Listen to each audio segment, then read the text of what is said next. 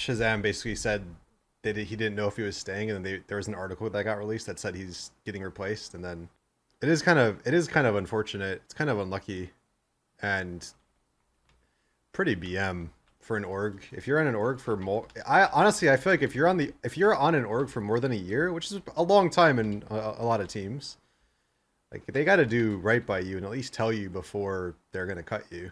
Like you can't let your player find out through news articles. Because at that point, you know you've been talking to people to replace your player anyway. The least you can do is be like, hey, we're thinking about replacing you, or hey, like, we're going to replace you. That's kind of messed up. Lol. That guy's pissed. Anyway, yeah, so what we were saying is, like, you know, orgs and esports, not all of them handle themselves the right way, I think, where their players are just like numbers to them, and they don't really have any sense of decency a lot of the time.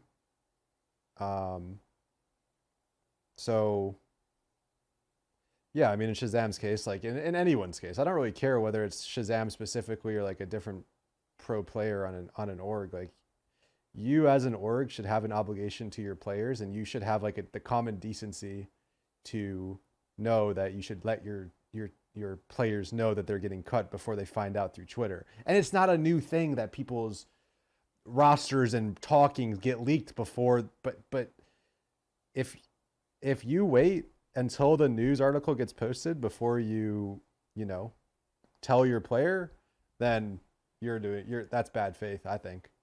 And to give Sentinels the benefit of the doubt, I'm sure maybe it was a thing where they didn't really know if they were going to replace ShahZaM, and so they kind of like strung him along to make sure that in case their signings didn't happen, then they could always just like stick with ShahZaM if they wanted to. But bro, still the news articles, like they like George Geddes, like the players know internally way before the journalists know, usually at least. So especially just like amongst pro players, not even pro players of the team. Like, bro, pros cannot keep their mouth shut for anything.